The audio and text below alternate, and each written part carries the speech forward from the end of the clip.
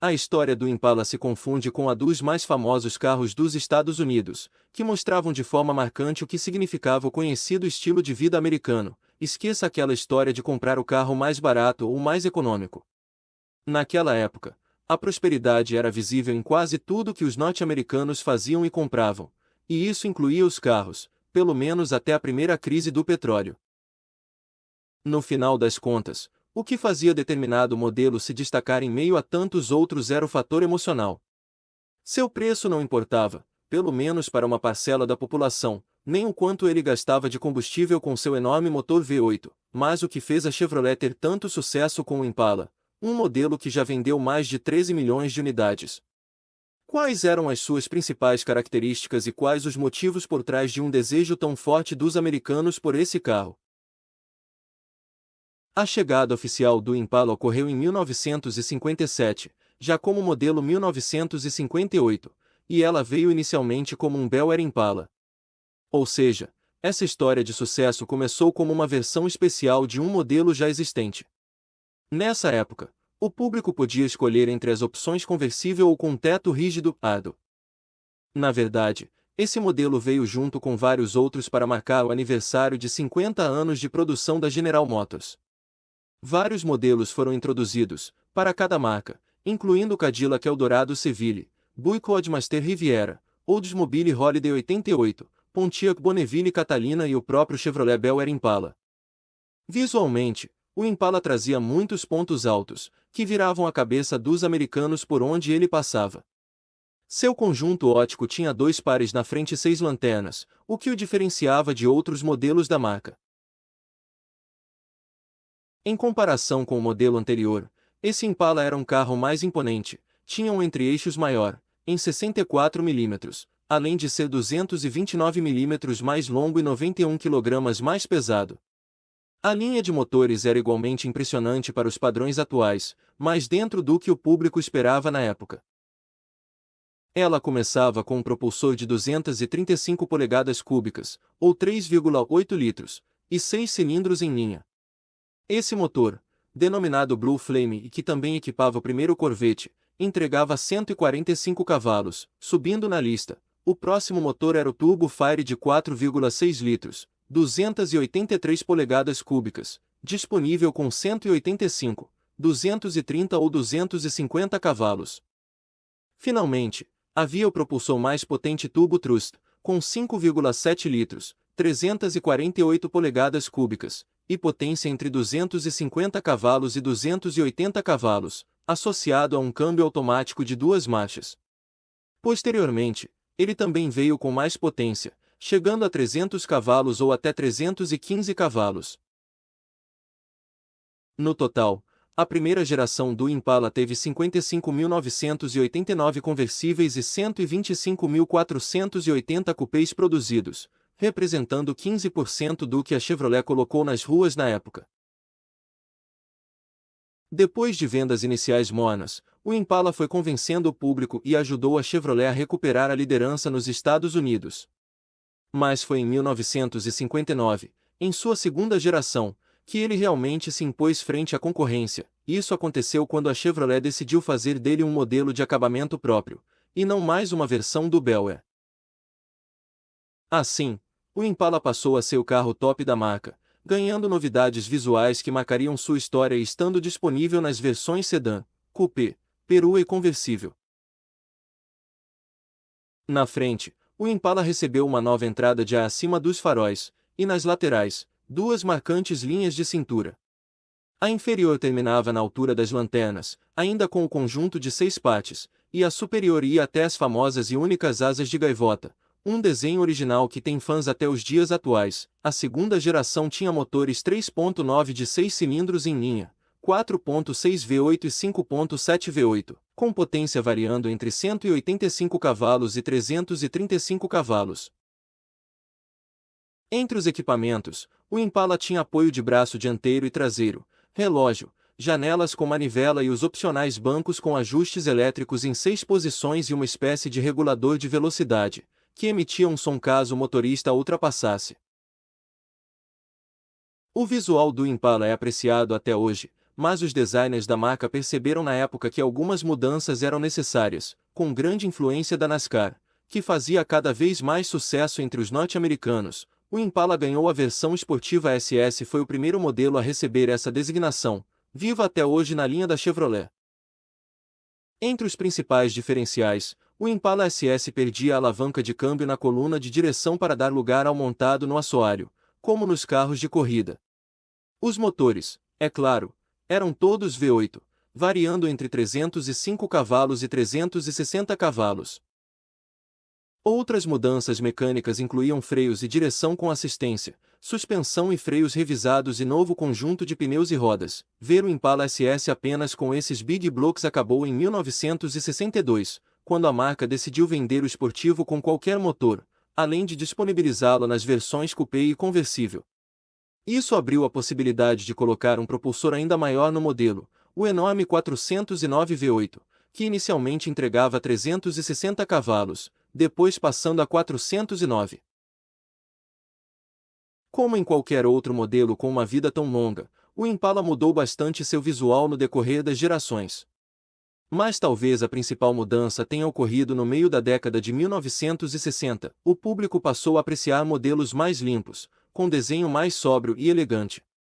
A Chevrolet correu para adaptar o Impala a essa tendência, e isso acabou sendo um divisor na história do modelo. Tanto é que 1964 é o último ano procurado por quem deseja um Impala clássico nos dias de hoje. Naquela época, porém, as mudanças foram muito bem recebidas. Prova disso é o recorde de vendas em 1965, 1 milhão de unidades, um número que até hoje impressiona e que nunca foi batido por outro modelo. O estilo Fastback, com vidro traseiro bem inclinado, passaria a estar presente na linha do Impala, que também recebeu a caixa Turbo e Dramatic e o chassi do tipo perimetral. Tudo isso acabou sendo uma espécie de despedida de um grande modelo, que fez muito sucesso, pois a partir do próximo ano tudo mudou. Assim como o Impala substituiu o Bel Air no topo da linha da Chevrolet, chegou a vez do Impala ser substituído pelo Caprice. Esse foi o primeiro sinal de que o modelo não teria mais o mesmo prestígio dos últimos anos. Outro fator que contribuiu para isso foi o modo como a Chevrolet passou a colocar o Impala SS no mercado. Esqueça aquele modelo com foco realmente esportivo. Agora, essa versão dava mais destaque ao visual do que ao conjunto mecânico, e isso fez o público que buscava um carro de alto desempenho passar a olhar para outras opções. Um último fator que tirou o brilho do Impala, especialmente da versão SS, era a chegada dos muscle cars, modelos menores e com desempenho superior. O resultado veio na forte queda nas vendas, que chegou a 50%. O que aconteceu com o Impala SS se assemelha muito ao que é comum hoje em dia. A Chevrolet decidiu, em 1968, oferecer apenas um pacote SS, que estava disponível para as versões conversível e coupé, nas opções Fastback ou com teto de vinil. Esse pacote de opcionais custava $179. O preço do Impala básico era de quase $3.000. No início desse texto havia a pergunta quais eram as suas principais características e quais os motivos por trás de um desejo tão forte dos americanos por esse carro? A resposta: a forte personalidade do Impala. Mas, infelizmente, isso só durou até o final da década de 1960. Com o surgimento de vários segmentos no mercado automotivo dos Estados Unidos, o que incluía carros menores, para combater a concorrência dos europeus, o Impala acabou perdendo sua essência. Os motores enormes, como o bloco 427 V8, de 425 cavalos, apareciam num ano e sumiam no outro. A traseira deixou de ser marcante, com as famosas asas de gaivota, dando lugar a algo mais comum, com lanternas redondas, e a tão procurada versão SS foi ficando menos interessante, caindo um pouco nas vendas do Impala 67, e chegando a apenas 2.400 unidades vendidas em 1969. É claro que o Impala continuava sendo um bom carro e, mesmo nas versões feitas após a década de 1970, continua sendo procurado por alguns colecionadores, mas era apenas isso, um bom carro, e não mais o melhor automóvel que os norte-americanos podiam comprar. A Chevrolet decidiu reestilizar o Impala de 1968 para apresentá-lo na década de 1970. Com essas pequenas mudanças, o modelo ficava cada vez mais sério, numa tentativa de formar uma imagem de luxo, semelhante a um Cadillac.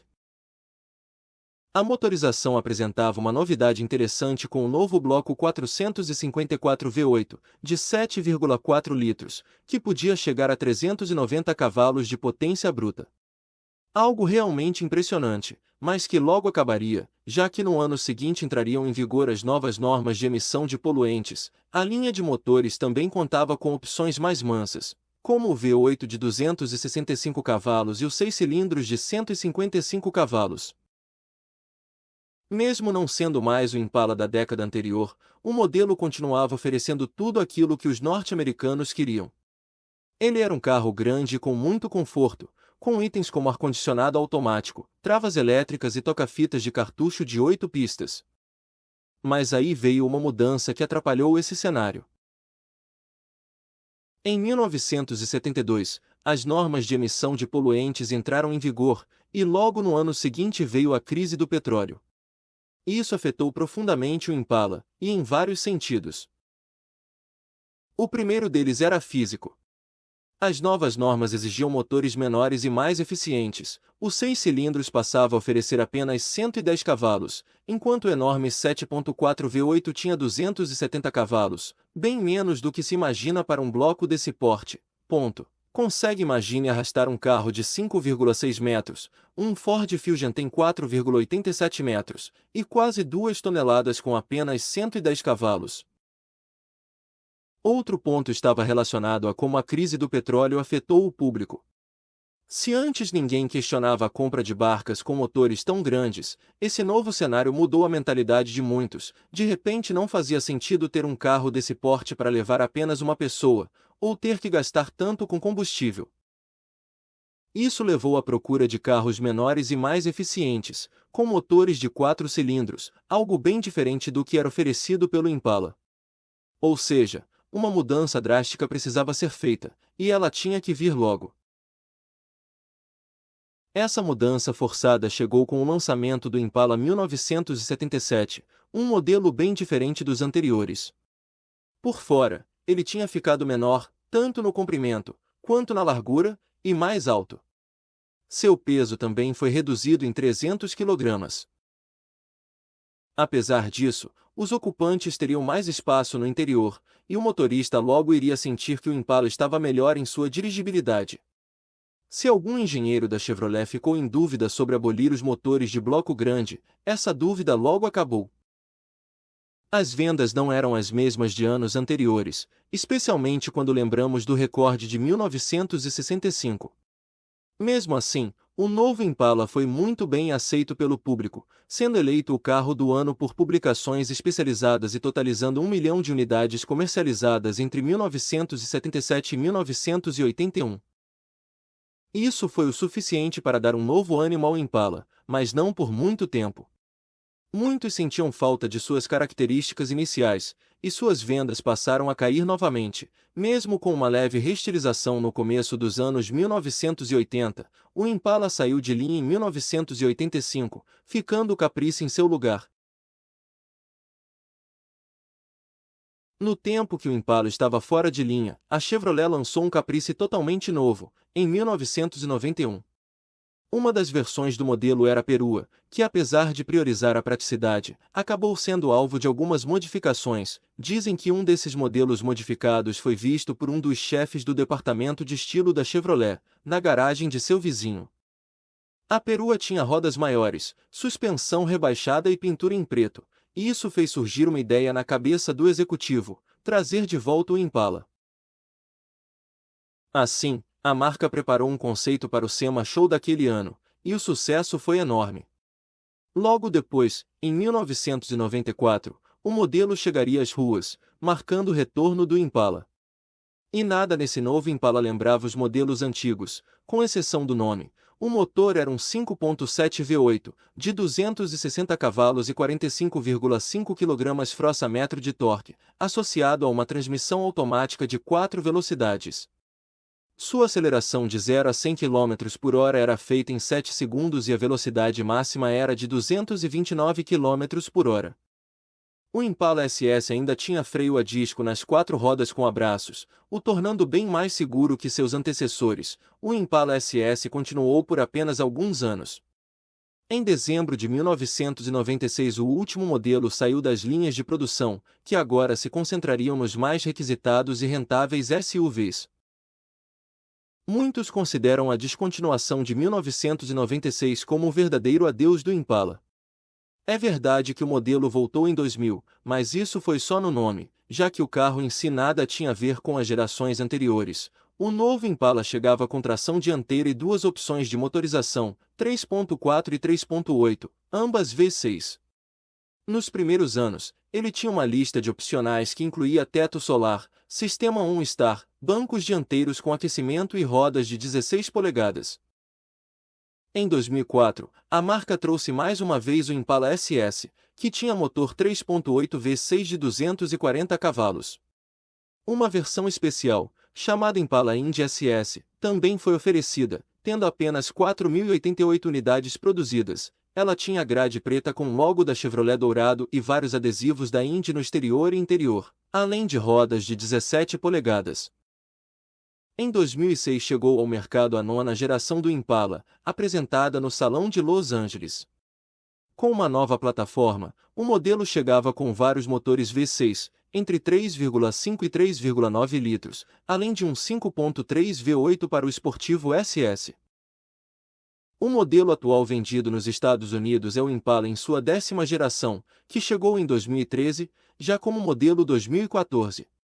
Com o atual estilo da marca, o Impala agradou e ganhou vários prêmios, incluindo a nota máxima da revista Consumer Reports. Os motores ficaram menores e eficientes, com opções 2.4, 2.5 e 3.6 V6, sempre associados a uma transmissão automática de 6 velocidades. A potência varia entre 182 cavalos e 305 cavalos.